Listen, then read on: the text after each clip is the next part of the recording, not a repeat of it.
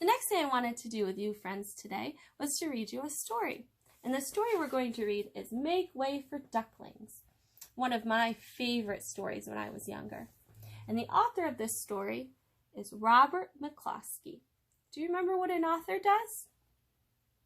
That's right. He writes all of the words in the story. Let's get started. Make way for ducklings.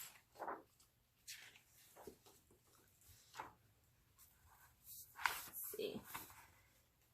Mr. and Mrs. Mallard were looking for a place to live. But every time Mr. Mallard saw what looked like a nice place, Mrs. Mallard said it was no good.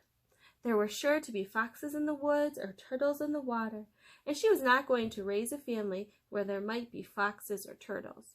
So they flew on and on.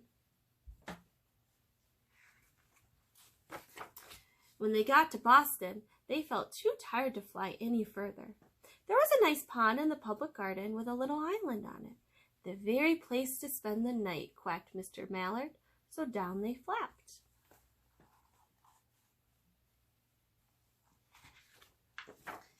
Next morning, they fished for their breakfast in the mud at the bottom of the pond. But they didn't find much. What might they find in the pond? Maybe some fish? Just as they were getting ready to start on their way, a strange, enormous bird came by. It was pushing a boat full of people, and there was a man sitting on its back. "Good morning," quacked Mr. Mallard, being polite. The big bird was too proud to answer, but the people on the boat threw peanuts into the water, so the Mallards followed them all round the pond and got another breakfast, better than the first. "I like this place," said Mrs. Mallard as they climbed out on the bank and waddled along. Why don't we build a nest and raise our ducklings right in this pond? There are no foxes and no turtles, and the people feed us peanuts. What could be better?" "Good," said Mr. Mallard, delighted that at last Mrs. Mallard had found a place that suited her. But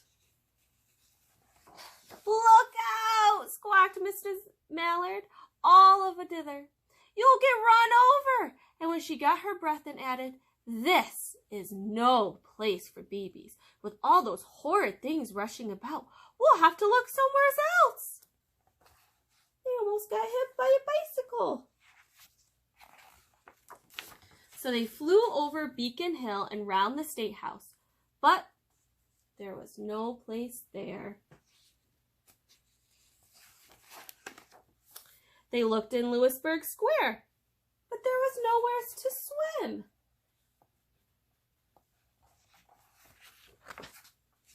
Then they flew over the Charles River. "This is better," quacked Mr. Mallard.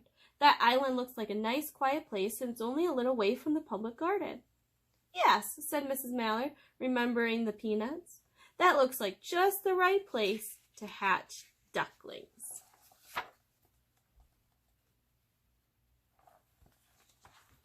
So they chose a cozy spot among the bushes near the water and settled down to build their nest. And only just in time, for now they were beginning to molt. All their old wing feathers started to drop out, and they would not be able to fly again until the new ones grew in.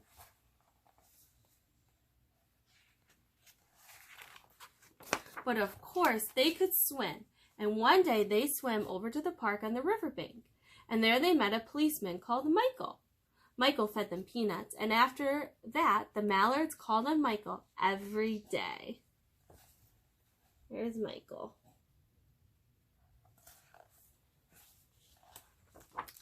After Mrs. Mallard had laid 8 eggs in the nest, she couldn't go to visit Michael anymore because she had to sit on the eggs to keep them warm.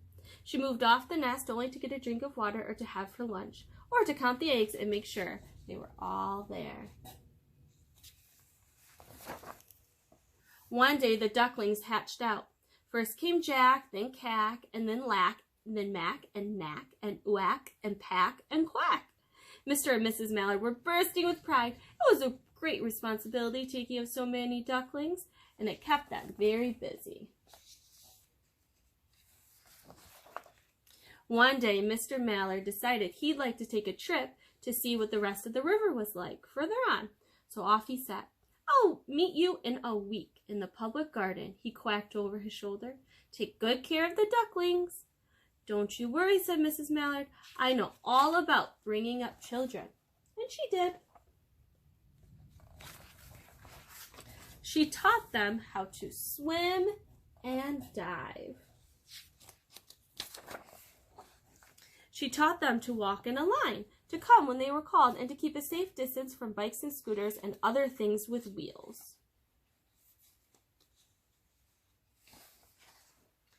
When at last she felt perfectly satisfied with them, she said one morning, "Come along, children, follow me."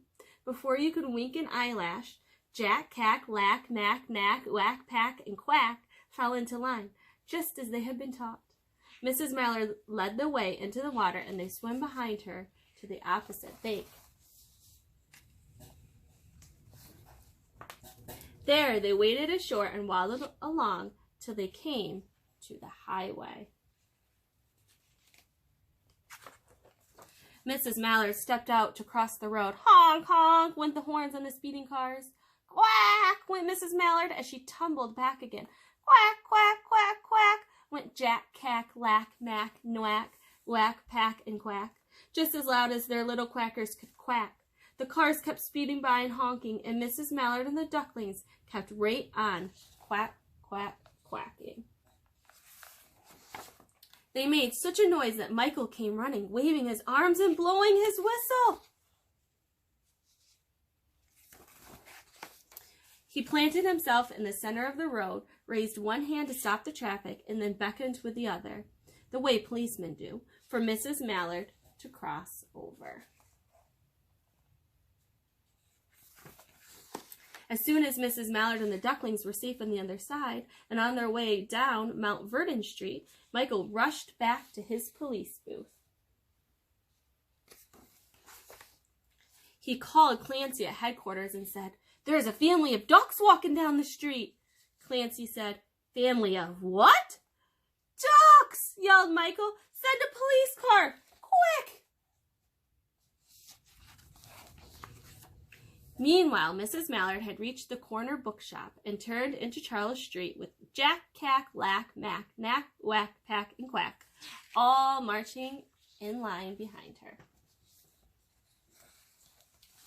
Everyone stared. An old lady from Beacon Hill said, "Isn't it amazing?"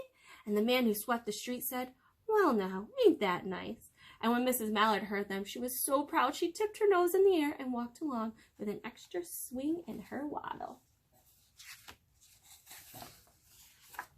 When they came to the corner of Beacon Street, there was the police car with 4 policemen that Clancy had sent from headquarters. The policemen held back the traffic so Mrs. Mallard and the ducklings could march across the street, right on into the public garden. Inside the gate, they all turned round to say thank you to the policemen. The policemen smiled and waved goodbye.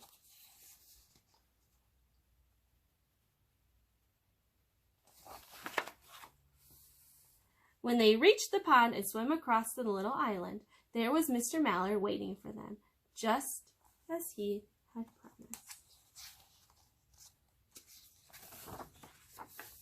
The ducklings liked the new island so much that they decided to live there.